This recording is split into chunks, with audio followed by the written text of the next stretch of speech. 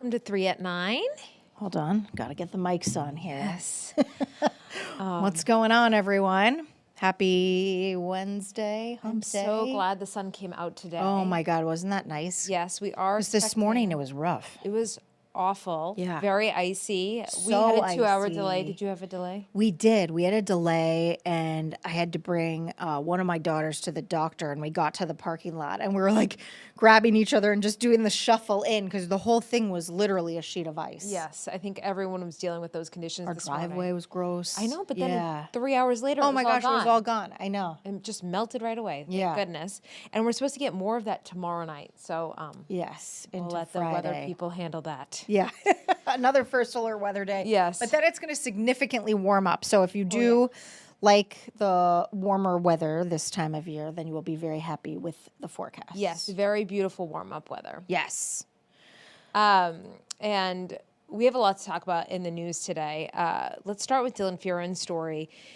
He heard from the police union about the most recent Hartford police shooting involving a person with a knife in the middle of a mental health crisis.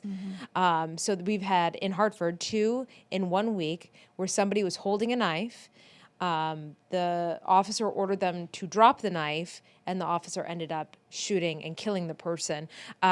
Now, the most recent one, Stephen Jones, was shot 9 times, and we've seen the body cam video from multiple different angles. And tonight, we finally hear from the police union saying this was 100% justified.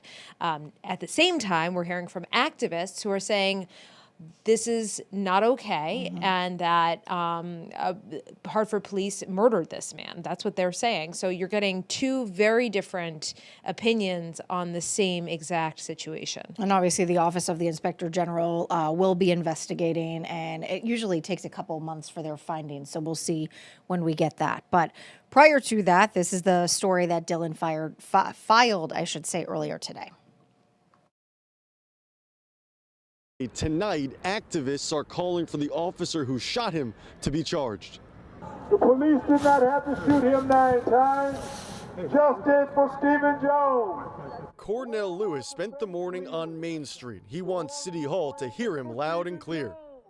A man was shot down on Blue Hills Avenue like a dog. Justice. Lewis and other activists, Carl Adams and Pastor Dexter Burke, aren't mincing words. 9 times in the same spot. That's senseless, cold-blooded murder. You're a danger not only to the police force, but to this entire community. Pastor Burke is talking about Officer Joseph Magnano, who shot at Stephen Jones 9 times Friday. Jones was holding a large knife. Police say he was suicidal and had already cut himself. He was shot while walking towards Officer Magnano. For 5 minutes before the shooting, 3 officers ordered Jones to drop the knife. It's all caught on body cameras. Magnano, the 4th officer on scene, shot at Jones 30 seconds after arriving.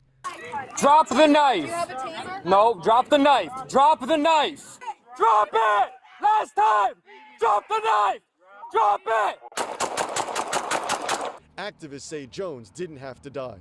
Nobody attempted to get behind him.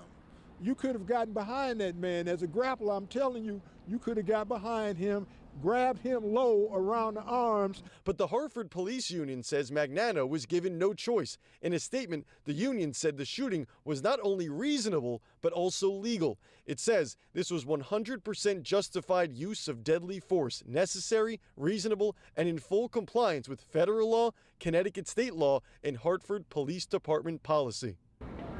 The union is adding that Officer Magnano was also involved in a life-threatening encounter and deserves respect. The Inspector General of Connecticut is still investigating, and it could take months before he determines if the shooting is justified or not. I'm your reporter in Hartford tonight, Dylan Fearon, Channel 3 Eyewitness News. And once again, the Inspector General's report will determine whether or not that shooting was justified. Yes, we will keep you posted on that. Susan Raff today heading to the Capitol, talking about state education funding, a number of people supporting more money for education. And I guess she said that this would be the first increase in 13 years. I know. Which is pretty wild. And right now, the state gives cities and towns $2 billion, and they haven't raised it, like you said, in 13 years. And it has this proposed proposal has Democratic and Republican support. So Susan Raff filed this earlier today. Students from all over the state had a special field trip today. These students from New Haven arrived in Hartford to talk to lawmakers. Mayor Justin Elicker rode the bus with them. Mariah and Kaylee are high school students in New Britain. They feel education is a priority, and they want lawmakers to vote yes on a proposal to increase funding. Kaylee is going to college to be a teacher. As a senior, it's really, really important to me to speak up for those behind me, those who are learning how to speak up for themselves. Connecticut is a state that's got great schools and a great education if you can afford to live in the right zip code. There are people who move to zip codes in Connecticut for the schools. And also there are kids right here in Hartford, right down the street in 8th grade, who don't have a math teacher and are learning off Khan Academy on a computer. Senate Democrats want to increase what cities and towns get for ECS funding. That's education cost sharing. They would get $1,000 more per student starting next year for the following 4 years. And then in 2031, the increase would be based on the rate of inflation. It's very encouraging. Anthony Gaspar, New Britain superintendent, says despite good efforts, funding for special education is not nearly enough. Our reimbursement rate from the state is supposed to be 91%. We've never gotten more than 72%. Mariah Rivera feels students must show why their education is so important. If we had the funding we needed, we wouldn't be here, you know what I mean? So even just us showing our face, wow, these students, these kids really care. They need to know that we care for our school, we care for our future, and that's the kind of motivation that they need to make changes. So we'll see if this proposal goes anywhere. Of course, Susan Raff will be following that, as she is our chief political reporter. Yes, she is. Yes, the best. Gas prices, we are starting to see them inch up, and experts say they could inch up even more. And this is a direct result of the current war with Iran, and we are seeing this as a result of that. So there's still some fluctuation across the country, still some good prices here in Connecticut. We do have something, I just thought of that we should mention, the Pump Patrol on our website, which gives, I believe it's the top 10 cheapest gas across the state. So you can go take a look and then see if one of those stations is near you, and hopefully save a little bit on gas. Yeah, I've used it before, and then you can actually search your town and just find the cheapest gas near you, too. Oh, that's cool. Yeah, so that, I like, didn't we even use know it that. that way, because I feel like a lot of the That's cheapest great. gas prices are at Costco, which, like, you have to be Which member. then, yeah. That's not going to work. But yeah, there are other places besides Costco, but I feel like that one always tends to come up. Yeah. But yeah, anyways, so Owen Kingsley kind of takes a look at the gas prices and spoke with drivers today. Frank in Middlebury is getting gas for the first time since war erupted in Iran. It hurts with everything else, with the food prices and everything hitting at the same time. The national average is above $3 a gallon for the first time in 3 months.